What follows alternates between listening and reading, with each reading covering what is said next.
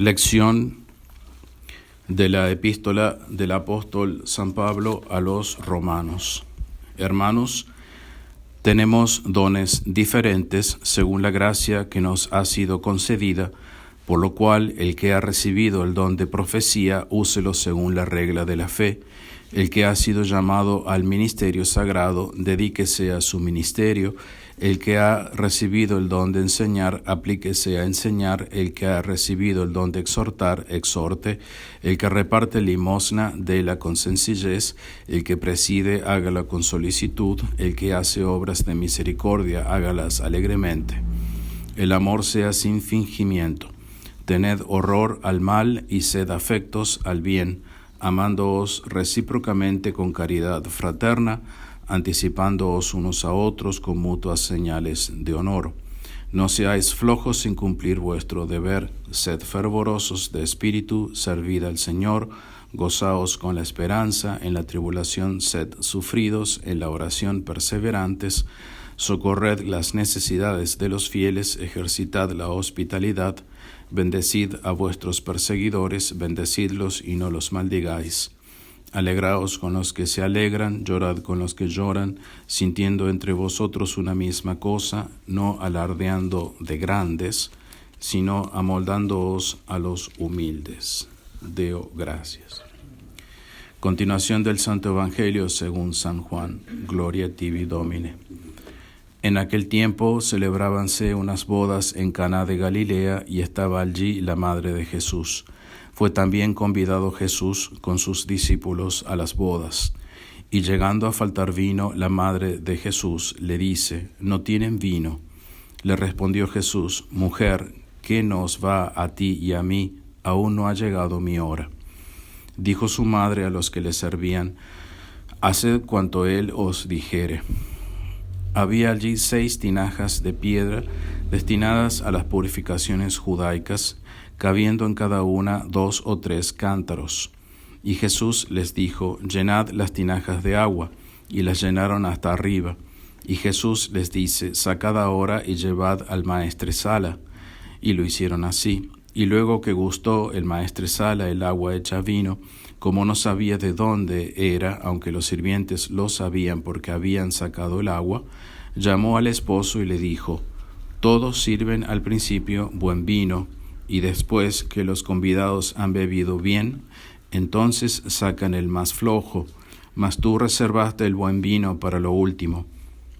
Este fue el primer milagro que hizo Jesús en Caná de Galilea y manifestó su gloria, y creyeron en él sus discípulos. Laus tibi Christi. Pueden tomar asiento. En nombre del Padre, del Hijo y del Espíritu Santo. Amén. Estamos hoy celebrando el segundo domingo después de Epifanía. Coincide hoy la fiesta de la cátedra de San Pedro, que yo por un momento creí que era la misa principal, pero me confundí. Entonces tenía todo en la mente, todo para predicar sobre la cátedra de San Pedro, pero bueno, salimos de ese esquema que uno se hace y tratamos de decir algo sobre el segundo domingo de Epifanía. Hoy habrá tormenta porque el cielo tiene un rojo sombrío. Sabéis discernir el aspecto del cielo, pero no las señales de los tiempos, les dijo Jesús. Constantemente nuestro Señor hace referencia a signos para indicarnos el camino. Como por el arrebol se puede saber qué tiempo va a ser.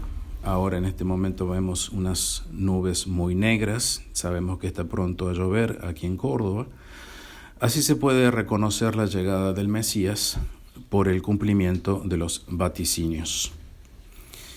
Y el milagro de las bodas de Caná fue el signo por el que se indicaba que cuando la voluntad de Dios así lo quisiera, ocurriría indefectiblemente el momento que se conoce como la hora de Dios, su pasión.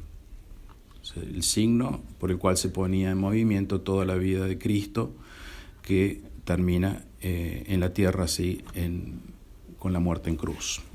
Y esa es llamada la hora, su hora. Y el signo fue bien claro. Proveyó en ese momento lo que faltaba al banquete de bodas, el vino. La madre le dice, no tienen vino, y él lo proveyó.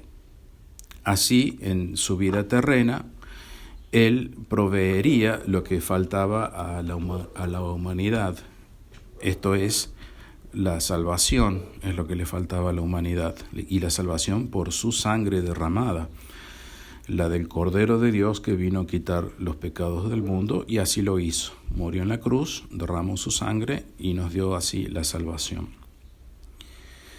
Y este fue el signo de las bodas de Caná, el inicio de esa pasión. Pero el designio de Dios nos depara hoy otros signos por los que debemos regirnos en los últimos tiempos. Y es que está por cumplirse la segunda venida y hay que estar muy atentos. Hay una victoria de la verdad que consiste en poseer un poder penetrante que triunfa sobre la ilusión y es capaz de poner orden sobre todas las cosas según el verdadero valor de las cosas. La verdad triunfa porque puede penetrar las cosas y romper cualquier ilusión que uno pueda hacerse de las cosas o de los acontecimientos, y porque puede poner un orden. Ese es el triunfo de la verdad, algo que penetra, que llega a la realidad última de las cosas y pone orden. Y este poder de penetración y de poner orden es dado por Dios para obtener claridad,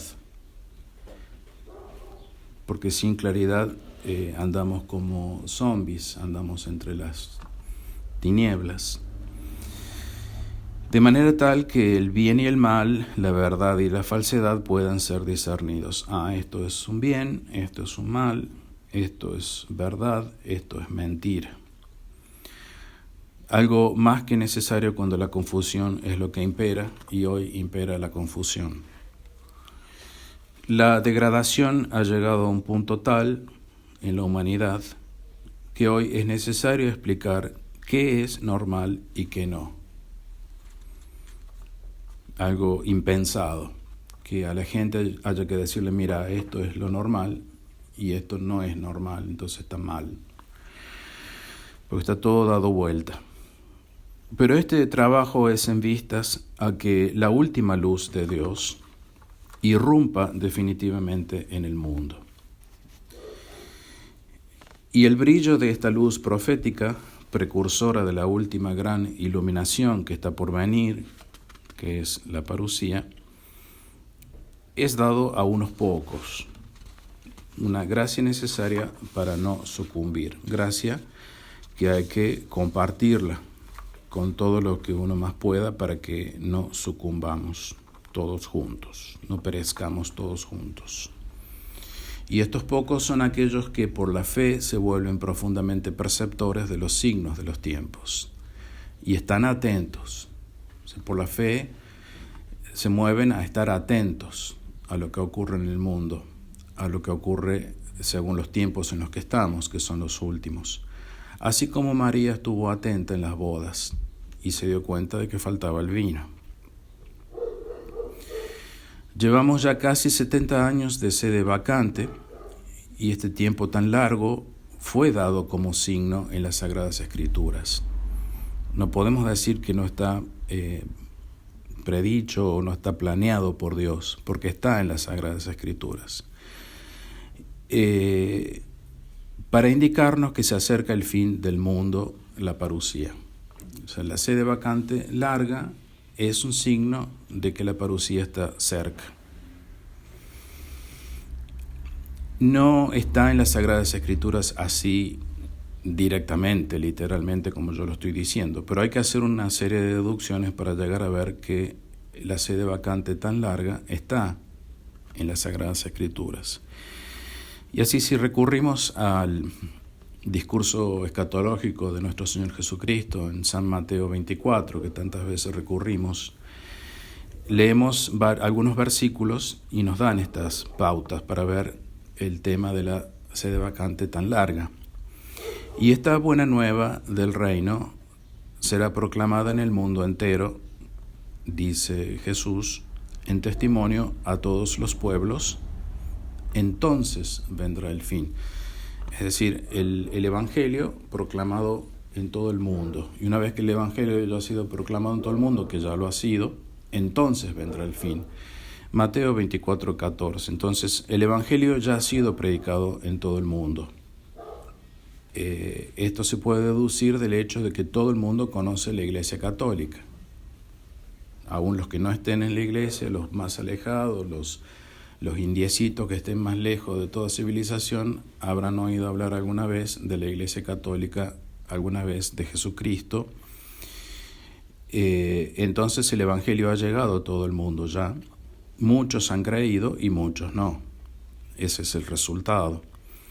Y ese es un signo de que entonces vendrá el fin, como dice nuestro Señor Jesucristo. Ese es un primer signo.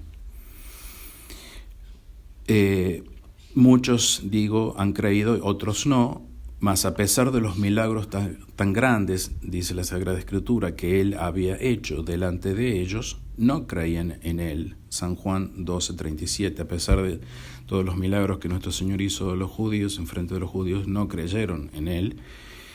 Y por no creer en Él, ya sea judíos, ya sean gentiles, a lo largo de toda la historia de la Iglesia, de la predicación, de la misión de la Iglesia, llevar el Evangelio por todo el mundo, por no creer en Él. Continúa el texto de Mateo 24. Cuando veáis, pues, la abominación de la desolación predicha por el profeta Daniel instalada en el lugar santo, el que lea entiéndalo, ocurrirá todo lo que sigue. Mateo 24:15. Entonces, por no creer en Él, la abominación de la desolación, que fue predicha por el profeta Daniel, se va a instalar en el lugar santo. Y ocurrirán otras cosas. Bien, este es un signo que también se ha cumplido, aunque, según mi entender, puede ser que yo me equivoque y si me equivoco me retracto, parcialmente. ¿Cuál es el lugar santo de Dios? El lugar santo de Dios es la verdad. ¿A quién le encomendó Dios la verdad? A San Pedro. La cátedra de San Pedro, cuya fiesta es hoy precisamente, y que no habíamos preparado para predicar sobre ella. Hoy hacemos conmemoración de ella. La cátedra de San Pedro es desde donde se enseña la verdad de manera infalible.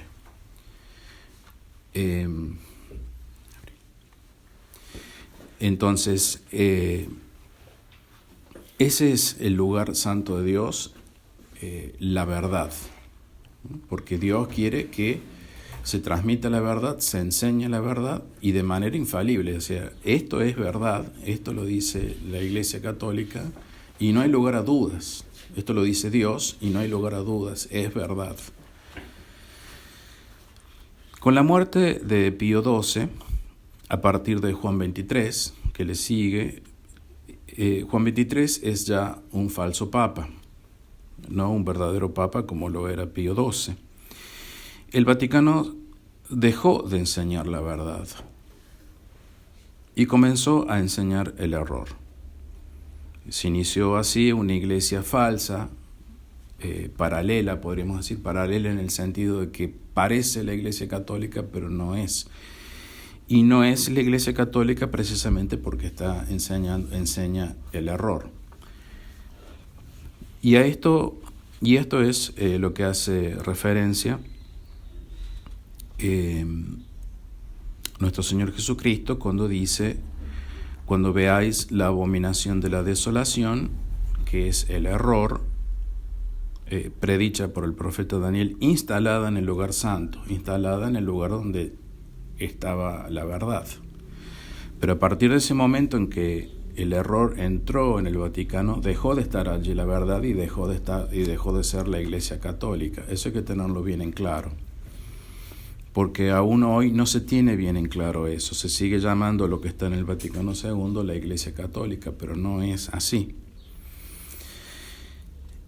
La abominación de la desolación que inició esta iglesia falsa, que predica el error, que se hace pasar por la Iglesia Católica, no solo es el ídolo del error que se instaló allí, como dice San Jerónimo en el breviario, sino también un hombre. La abominación de la desolación no solamente es el error, la doctrina falsa, sino también un hombre, un ser humano. Como también lo dice San Jerónimo, aunque no en el breviario. San Jerónimo también dice que la abominación de la desolación es un hombre. Vuelvo a decir esto para que quede bien claro. San Jerónimo dice, la abominación de la desolación es el ídolo, el error, pero también es un hombre. Lo dicen dos textos distintos, ciertamente. Y este es el texto de San Jerónimo que dice que es un hombre. No pensemos que es, como creen algunos, un diablo o un demonio, el que se instala en el lugar santo, sino uno de los hombres en los que morará corporalmente todo Satanás. Un hombre en el cual vivirá todo Satanás, como si fuera una encarnación de Satanás. Pero es un hombre, un ser humano como nosotros. Y mucho antes que San Jerónimo lo había dicho San Pablo. O sea que San Jerónimo no dice nada nuevo. Ya lo había dicho San Pablo en las Sagradas Escrituras. Y esto dice San Pablo en 2 Tesalonicenses 2, 3, 4. Y nadie os engañe en manera alguna, porque primero debe venir la apostasía y hacerse manifiesto el hombre de iniquidad. Primero la apostasía y después se hace manifiesto el hombre de iniquidad, el hijo de perdición, el adversario, el que se ensalza sobre todo lo que se llama Dios o sagrado, hasta sentarse él mismo en el templo de Dios, ostentándose como si fuera Dios. 2 Tesalonicenses 2, 3, 4. Entonces San Pablo es claro, es rotundo, que se trata de un hombre que tiene asentaderas, porque otra cosa no se va a sentar, sino un hombre se sienta. Es decir, que como abstracción, como error, como ídolo, esta abominación de la desolación ya entró en el Vaticano con Juan 23, cuando introduce el error, las herejías, y forma una nueva iglesia. Pero como hombre que pueda sentarse, no entró todavía en el lugar santo. Porque si hay algún hombre sentado en el Vaticano ya dejó de ser el lugar santo. Vuelvo a repetir esto, para decir que esta profecía que hace nuestro Señor Jesucristo, cuando veáis la abominación de la desolación se ha cumplido solo de manera parcial, es porque si bien entró como error, no entró como hombre. Porque al entrar como error dejó de ser la cátedra de la verdad y dejó de ser el lugar santo de Dios. Entonces tiene que entrar todavía como hombre, porque lo dice San Pablo y lo repite San Jerónimo, en el lugar santo de Dios. Y así como ocurrió en tiempos de Antíoco Epifanes, en el Antiguo Testamento, cuando se tomó el templo de Jerusalén, en que Júpiter, el dios romano, Júpiter, fue introducido en el templo, así como algo parecido a la Pachamama, introducida en el Vaticano.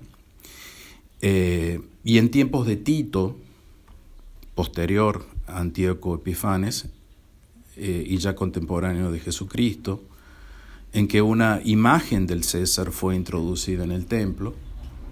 En el templo de Jerusalén, en dos periodos distintos, se introducen dioses falsos, ¿no? Júpiter en un momento y después posteriormente la imagen del César. Así será también en el futuro en el tercer templo. En el tercer templo, cuando una vez que se construya, un ídolo se sentará en él, un hombre, y allí se cumplirá lo de Jesucristo.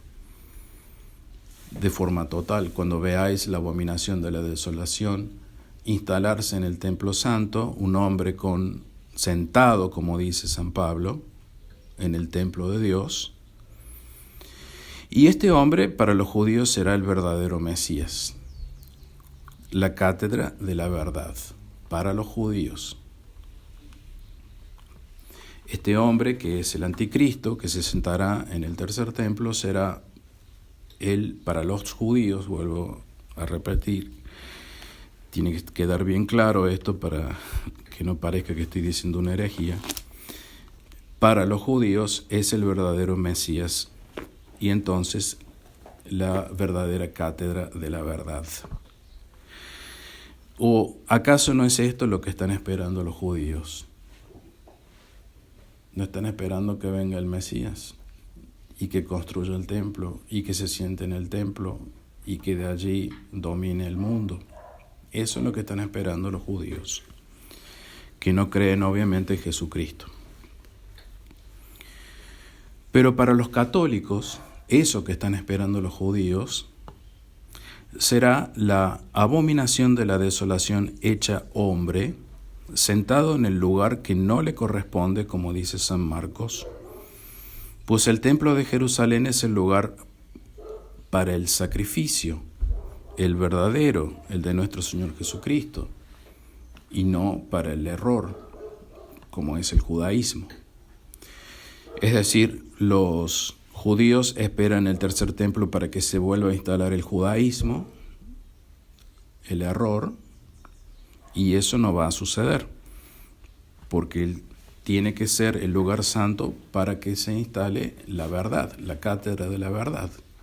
Hoy, sin lugar santo. Pero un hombre que encarne la abominación de la desolación, que sea Rey y Dios del mundo, no ha aparecido aún. Es decir, todavía no ha aparecido el anticristo. Cuando veáis la abominación de la desolación instalada en el lugar santo, luego, solo ha sido cumplida parcialmente hasta ahora. Con la entrada del error en la Iglesia Católica, con Juan XXIII, el Vaticano II, que a partir de ese momento comienza otra iglesia, una iglesia falsa, que ya no es la cátedra de la verdad, sino la cátedra del error. Entonces el mensaje se vuelve claro. Cuando este hombre aparezca y se siente en el templo de Jerusalén, haced lo siguiente. Sigue el texto de Mateo 24. Y María le dice a los siervos, haced lo que el Señor os diga. Haced lo siguiente. Entonces los que estén en Judea huyan a las montañas. Nuestro Señor Jesucristo estaba hablando con los apóstoles, con sus discípulos, de origen judío, pero ya cristianos. Entonces no les estaba diciendo que huyeran de la legalidad que les mataba, del judaísmo. No les estaba diciendo eso, porque los apóstoles y los discípulos ya eran cristianos. Ya habían huido de ella, ya habían huido del judaísmo porque seguían a Jesucristo, habían aceptado a Jesucristo. Entonces, cuando les dice huyan a las montañas, no les está diciendo que huyan del judaísmo, de la legalidad. Les estaba diciendo que huyan de un lugar concreto, de Jerusalén, como dice el texto. Porque bien sabía nuestro Señor Jesucristo que Jerusalén iba a ser arrasada. Y ellos le hicieron caso a hacer lo que Él dice, como dice María, y lo hicieron. Se fueron de Jerusalén, los cristianos de Jerusalén se fueron porque Jesucristo les dijo: cuando veáis la abominación en el templo, huid de Jerusalén a las montañas. Huyeron. Después de esto, Jerusalén y el templo fueron destruidos totalmente por los romanos en el año 70 y los cristianos se salvaron así, porque huyeron a las montañas. Para los católicos hoy no es tan claro que hay que huir de Roma. Eso todavía no es claro para nada, ni siquiera para los de la tradición, y peor aún para los de la tradición, porque los de la tradición quieren volver a Roma. Entonces el mensaje es realmente desesperante, porque los católicos o los que se creen católicos que están en Roma todavía, en la iglesia falsa del Vaticano II, no saben que tienen que huir de ella. Y los de la tradición que quieren volver a Roma, por ejemplo la fraternidad o la tesis, o los unacum, quieren volver a Roma, es una cosa de locos. Quieren volver a Roma por sus cosas y por sus mantos, como dice el texto. No bajéis a recoger las cosas. No volváis por vuestro manto, dice Jesucristo. O sea, no volvás por lo que ya dejaste. Ya huiste, no vuelvas, me salió argentino. No vuelvas. Porque como Jerusalén, Roma también será arrasada, junto con todo lo que se conoce hoy como Occidente, la Babilonia, que caerá en una hora. Así como él sabía que Jerusalén iba a caer y les dice que huyan de Jerusalén, también les dicen que huyan de Roma porque sabe que Roma va a ser arrasada. Es evidente. Y de hecho en el Apocalipsis dice: huid de ella, pueblo mío, Apocalipsis 18:4. Es decir, huid de Roma porque la iglesia que está en el Vaticano se hace pasar por la iglesia católica, pero no lo es. Y en vez de la verdad, enseña el error. Huid porque esa no es la iglesia católica y yo la voy a destruir. O sea, ya no es Tito el que destruye Jerusalén, sino Dios mismo el que destruye Roma. Y todo lo que implica la cristiandad babilónica de Occidente. Y el texto sigue: ay de las que están encintas y de las que críen en aquel tiempo, rogad pues para que vuestra huida no acontezca en invierno ni en día de sábado. ¿Por qué? Porque era difícil tener que huir en esas condiciones para una pobre madre embarazada o con un niño pequeño, y más en invierno, cruel, y más en el día de sábado, porque como ellos eran de origen judío, todavía estaban muy arraigados en sus costumbres y para ellos estaba prohibido aún caminar más de unos pocos metros en el día sábado. Entonces, por eso les dice Jesús: rogad que no sea en el día sábado, porque ellos se iban a frenar porque era día sábado, porque no podían caminar más de cierta distancia. Porque habrá entonces grande tribulación, cual no la hubo desde el principio del mundo hasta ahora, ni la habrá más. Mateo 24. La gran tribulación, entonces, es el castigo por la apostasía de Roma. Habrá gran tribulación como castigo por la apostasía. Y para no ser solidario de sus pecados y no participar de sus plagas. Apocalipsis 18:4. Siendo bien claro que habrá plagas para los que permanezcan aún en la secta conciliar del Vaticano II. Huid de Roma entonces, porque habrá grande tribulación. Esas tribulaciones serán plagas, y esas plagas afectarán a todo aquel que no haya salido de Roma, y esa tribulación no será será como no la hubo nunca, ni la habrá jamás. Y si aquellos días no fueran acortados, nadie se salvaría, mas por razón de los elegidos será acortados aquellos días. Mateo 24, 22. Es decir, todavía Dios nos da oportunidad a algunos para salir de Roma.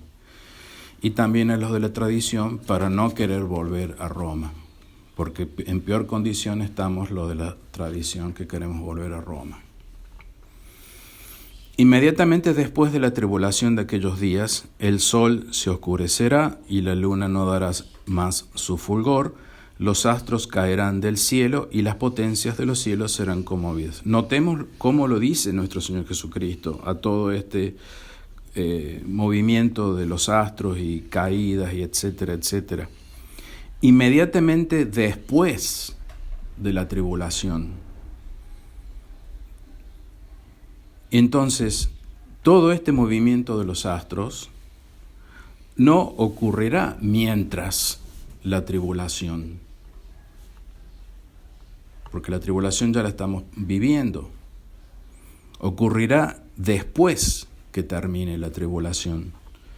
Inmediatamente después de la tribulación, el sol se oscurecerá, etc.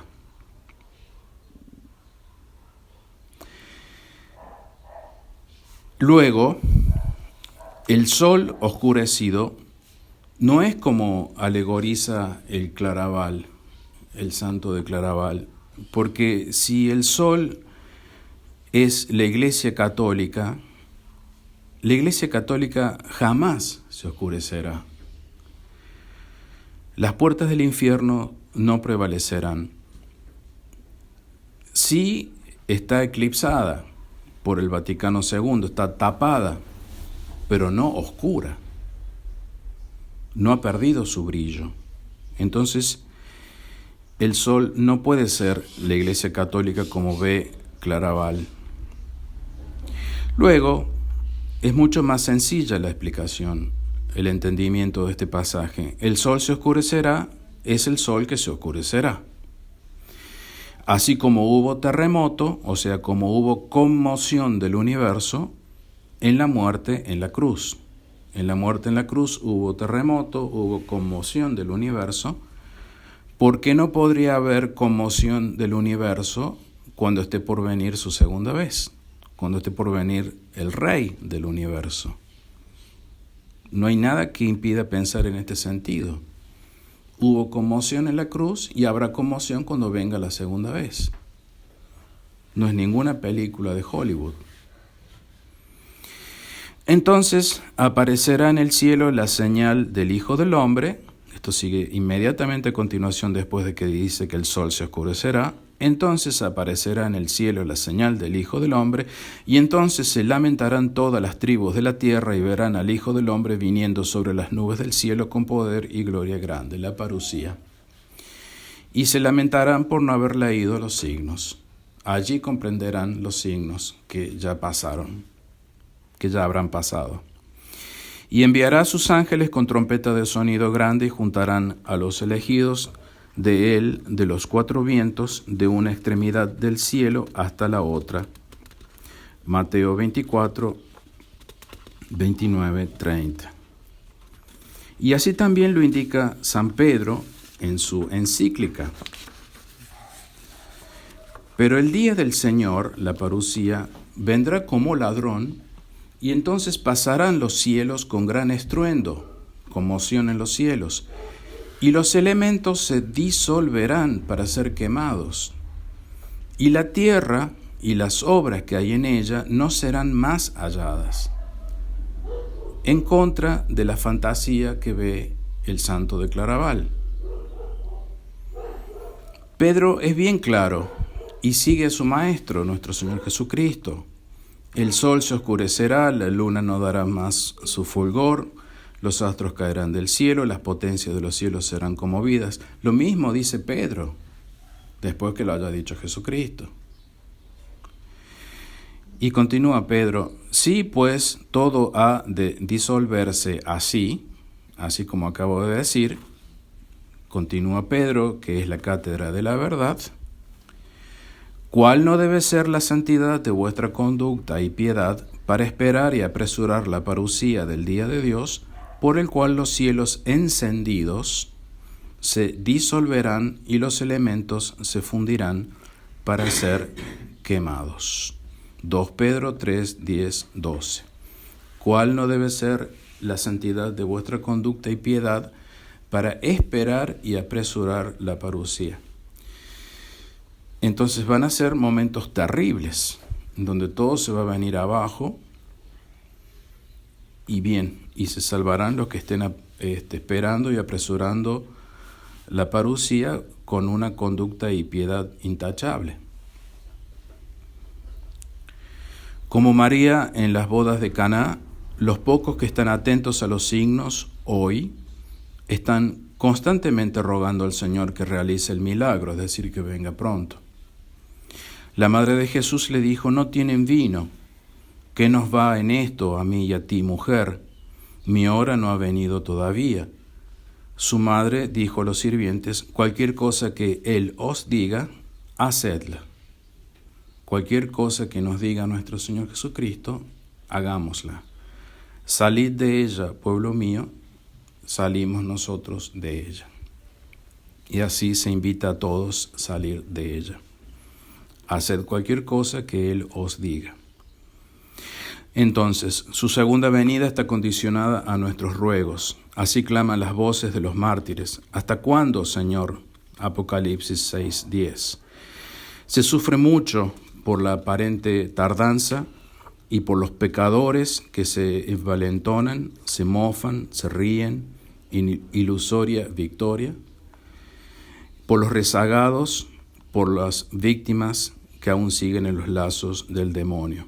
Solo Dios sabe por qué no se cumplen aún las cosas. Jesús nos pide estar muy atentos a estos signos para no quedar confundidos y excluidos de la maravillosa realidad que nos espera. Al igual que en las bodas de Caná, de quienes estén atentos a su segunda venida se podrá decir: y manifestó su gloria, y sus discípulos creyeron en él. San Juan 2, 11. Se manifestó su gloria en la parucía, y los judíos, para quien nuestro Señor Jesucristo viene, para que crean en él, creyeron en él.